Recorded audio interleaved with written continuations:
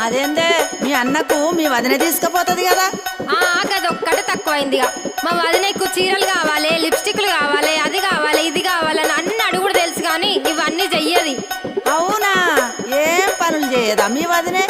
ఇంతకు ఏమేమి అడుగుతుందో జర చెప్పరాదు.